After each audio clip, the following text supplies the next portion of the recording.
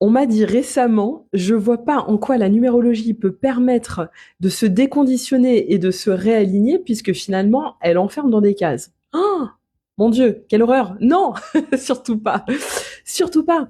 La numérologie, au contraire, elle nous enferme pas, elle nous libère puisqu'elle nous permet justement de pas aller s'enfermer dans des cases qui ne sont pas les nôtres, mais de venir incarner pleinement qui on est dans cette vie-là.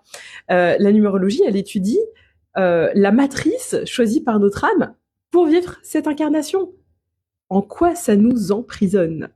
Donc, je vais vous donner un exemple concret vécu d'une personne que j'ai accompagnée il y a quelque temps déjà, mais qui m'est revenue lors de cette conversation.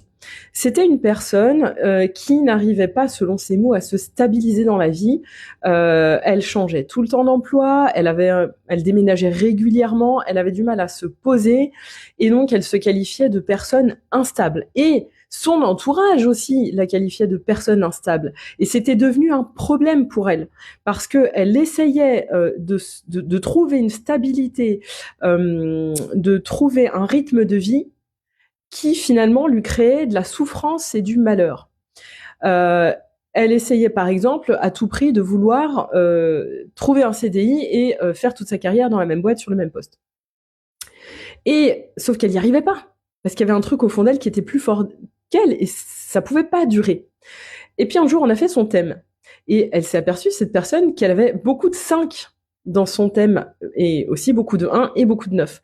Elle a compris que sa matrice à elle, c'était la matrice du changement, c'était pas la matrice du petit train-train quotidien dans laquelle on avait essayé de l'enfermer, et que plus elle essayerait de trouver des choses justement qui allaient l'enfermer et un mode de vie qui ne lui correspondait pas, plus elle allait être malheureuse.